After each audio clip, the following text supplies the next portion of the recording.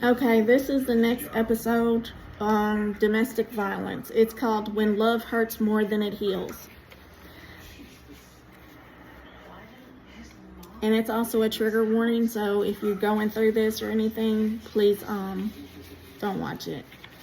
There's a kind of silence that happens when you are scared to speak, not because you have got no thing to say, but because you already know what happens if you say the wrong thing. You start choosing your words like you're walking through a minefield. You start surviving, not living. It does not start with fists. It starts with control, with a question that sounds like care. Where are you going? But isn't with a tone that makes you feel small. With the first apology that sounds like love, but feels like guilt. And before you realize it, you are apologizing for things you didn't even do.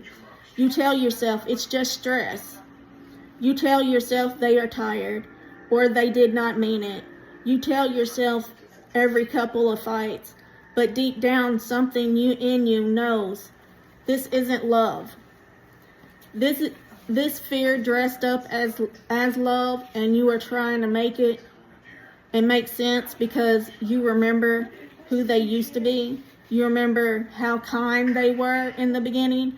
You keep waiting for that version of them to come back, but they don't. Instead, you start losing yourself. You stop laughing the way you used to. You stop seeing friends.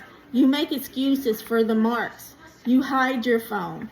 You walk on eggshells in your own house. The one day you realize you are scared of the person who is supposed to make you feel safe. People who have never been through it love to say, why don't you just leave? But they don't know what it's like to have your mind rewired by fear. They do not know what it is like to have someone convince you will never make it on your own. They do not understand that sometimes staying feels safer than trying to get out. They don't see the invisible cage that has been built around your heart. But one day, something inside you breaks, not the kind of breaks that destroys you, the kind that wakes you up and realize you cannot keep explaining the way you're pain. You're realizing you cannot keep calling it love when it keeps breaking you down. You do not know where you are going to go. You do not even know who you will be without them. But you know you cannot keep living like this, so you leave. And it's not clean, it's not easy, it's a messy, it's a terrifying, it hurts, but it's real. And it is your healing does not happen fast. Some days you will miss them, and that will make you angry at yourself. Some nights you will wake up and still hear their voice in your head. You will question if you did the right thing, but over time you will notice notice you will laugh again, and it won't feel forced. You will sleep through the night, through the little things. The night without checking the footsteps. You will work into the mirror and see someone who made it out.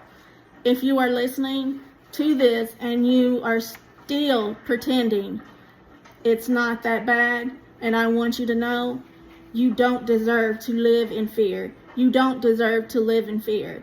You don't deserve to live in fear. You don't deserve to be hit, screamed, and controlled, belittled, or broken down. You don't deserve to be scared. It be love. Leaving does not make you deserve safety, deserve to wake out without feeling afraid of the person next to you. Leaving does not make it, and making up. Leaving doesn't wake up without feeling afraid of the person next to you. Leaving doesn't make you weak. Speaking up doesn't make you dramatic. Starting over doesn't make you a failure. It makes you alive. And that's something that they never wanted you to be. Free. So if you are there, listening, waiting for a sign, this is it. It's time. You don't have to stay quiet anymore. You can go. You can start over. You can live. I thought it was love. I never thought I'd be that person, the one who says, it's fine. He just gets angry sometimes. The one who flinches when the door slams. The one who hides the bruises under makeup and long sleeves and fake smiles. I used to be loud. I used to laugh from my stomach. I used to believe love was supposed to feel like safety. And when I met him, at first, he made me feel seen, really seen.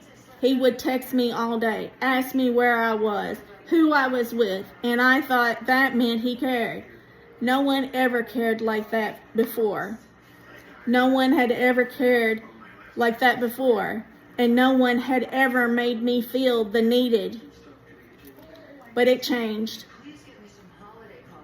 Slowly, quietly, the question turned into accusations. Why didn't you answer right away? Who are you texting? You do not need them. You have me. He started deciding that I wore what I wore, who I saw, how I spoke, and I told myself it was love, because love means compromise, right? Because love means putting someone first. Because I thought, if I could just love him harder, he would stop being so angry. The first time he hit me, I remembered everything. The sound, the shock, the way I apologized, even though it wasn't my fault. The way he cried after and said, you made me do it. And I believed him. That's what they do. They twist you. They make you think you are the problem.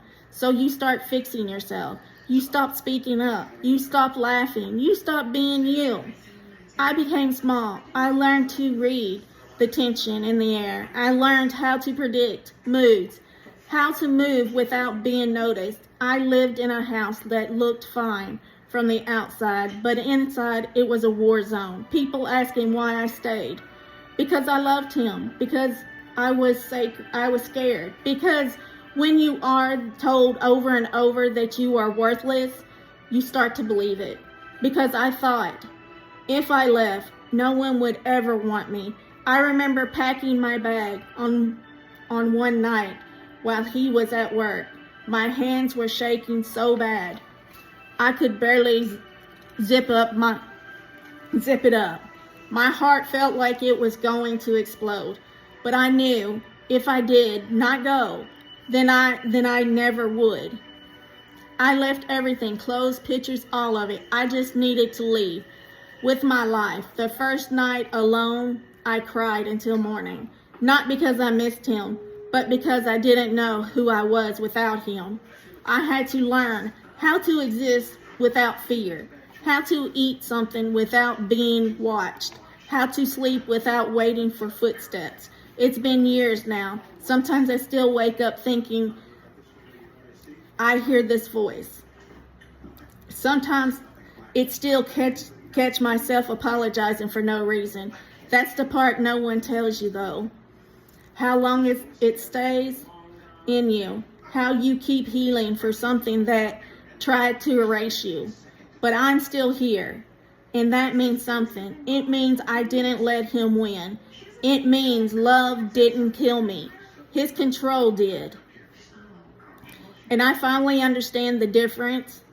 You are reading this and you are still in it. You are scared. I get it. I really do. You don't have time to hate yourself for staying. You deserve better than surviving your own home. And when you finally walk out, I promise, it won't feel like the strength at first. It will feel like breaking. But one day you will realize breaking was the only way to be free. I am here for everyone.